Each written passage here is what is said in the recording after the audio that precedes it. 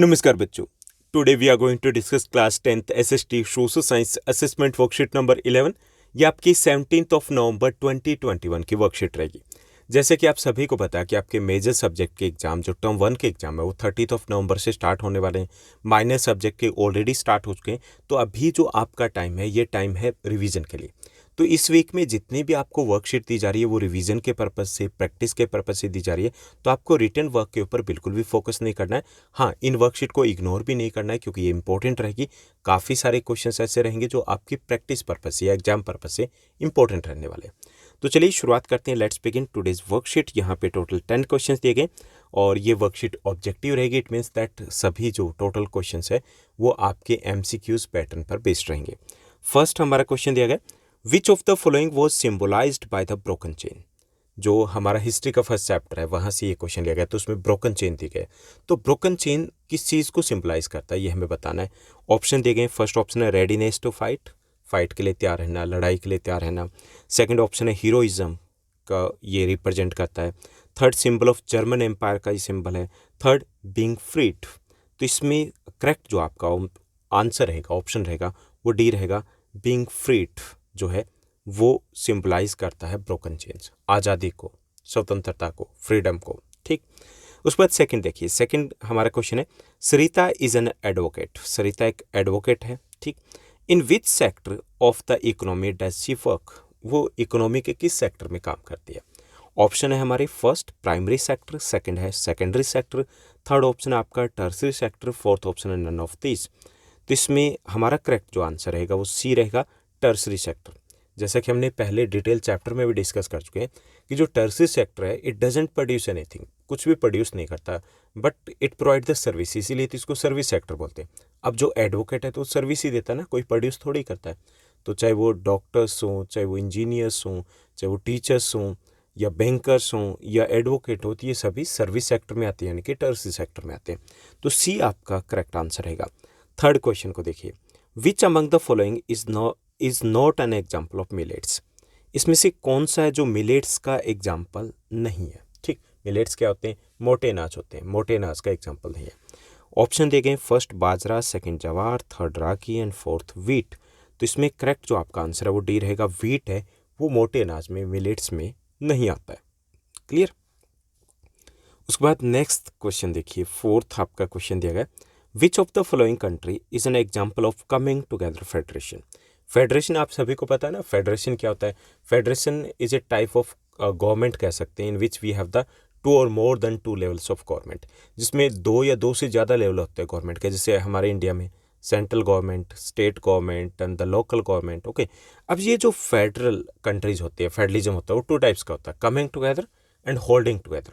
Holding together जैसे कि India में कि हम एक सिंगल नेशन है और हमने अपने आप को डिवाइड किया किसमें, स्टेट्स में। ठीक, ताकि एडमिनिस्ट्रेटिव पर्पज से एडमिनिस्ट्रेशन है वो इजी हो जाए। दूसरा होता है कमिंग टुगेदर कि इसमें इंडिपेंडेंट नेशन है वो साथ आकर के एक यूनियन बना लेते हैं। ओके, जैसे कि यूएसए है।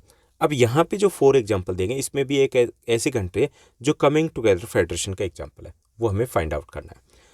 फर्स्ट ऑप्शन दिया गया हमें इंडिया, सेकंड है हमारा बेल्जियम, थर्ड है हमारा ऑस्ट्रेलिया, फोर्थ ऑप्शन है स्पेन। तो इसमें करेक्ट जो आपका आंसर है वो सी हो जाएगा, ऑस्ट्रेलिया कमिंग टुगेदर फेडरेशन का एग्जाम्पल है। Clear.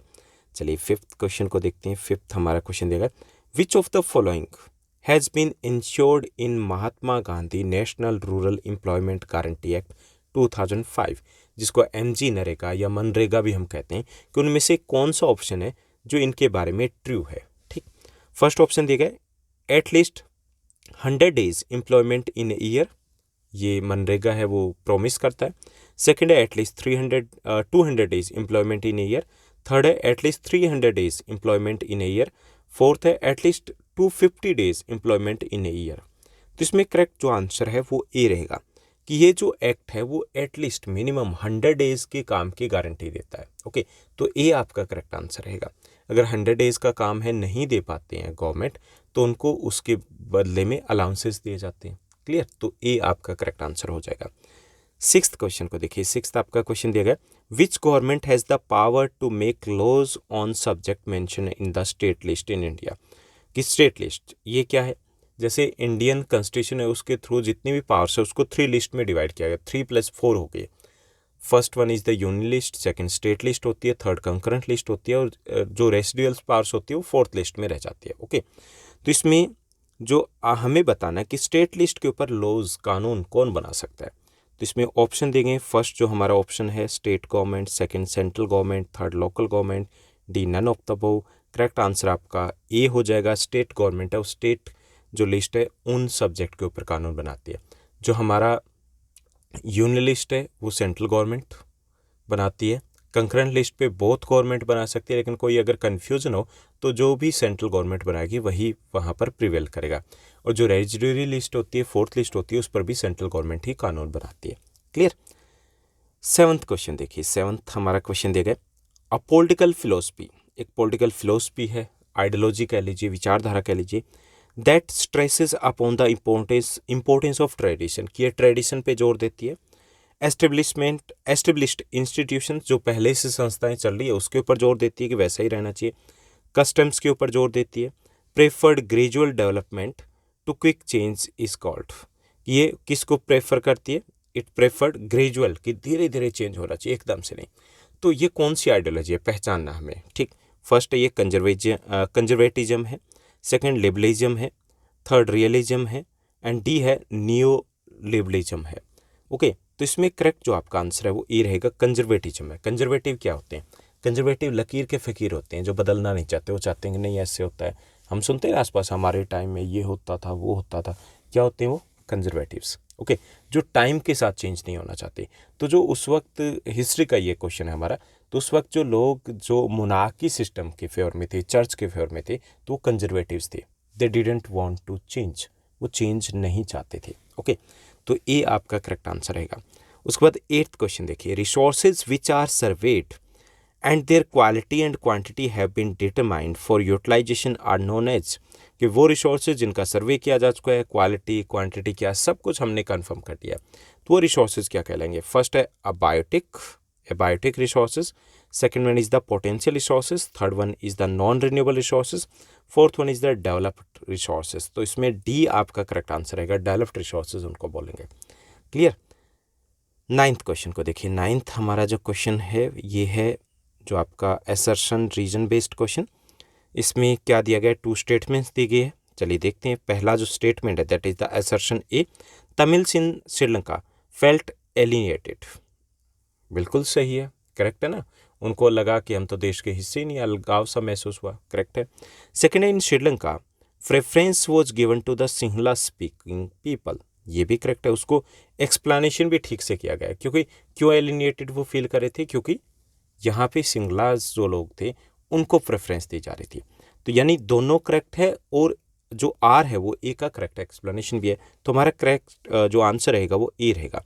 Both A and R true and R is the correct explanation of A. ठीक, चलिए 10th क्वेश्चन को देख लेते हैं। 10th हमारा क्वेश्चन रहेगा, फाइंड द इनकरेक्ट मैच, इसमें से इनकरेक्ट मैच है वो फाइंड करना है, ये शायद इन्होंने रॉन्ग दे दिया, यहाँ पे फाइंड करना हमें करेक्ट मैच को। ठीक, क्या करना है हमें? करेक्ट मैच को फाइंड करना है, इनकरेक्ट को नहीं, क्योंकि इनकरेक्ट को अगर फाइंड करेंगे तो पब्लिक सेक्टर जो है अमेजन दिया गया तो ये इनकरेक्ट है। पब्लिक सेक्टर में टाटा पावर आता है, ये भी इनकरेक्ट है, पब्लिक सेक्टर में नहीं होता, ये तो प्राइवेट सेक्टर में। Reliance that two is in the private sector, public sector में आता है भारत पेट्रोलियम, तो ये करेक्ट है, एक ही पेयर है वो करेक्ट है। तो ये यहाँ पे या तो ऐसे क्वेश्चन होना चाहिए कि फाइंड द करेक्ट मैच, तभी आपका डी करेक्ट आंसर रहेगा। ठीक, अगर इनकरेक्ट मैच की बात करें तो ए बी सी तीनों ही इनकरेक्ट मैच आपके। क्लियर। तो ये थी हमारी आज की असेसमेंट वर्कशीट। आई होप सब कुछ आपको अच्छे से समझ में आया होगा। अगर आपको ये वीडियो ये वर्कशीट अच्छी लगी तो इस वर्कशीट को लाइक और शेयर ज़रूर कीजिएगा। और हाँ, आपका क्लास 10th सोशल साइंस का SST का कंप्लीट सिलेबस कवर हो चुका है, चैप्टर्स हमने कर लिए, चैप्टर्स को डिटेल में कर लीजिएगा, और MCQs भी हो चुके हैं, इंग्लिश का भी ऑलमोस्ट सभी चैप्टर्स हो चुके हैं, MCQs हो चुके हैं, हिंदी का भी सेम वे से सब कुछ हो चुका है।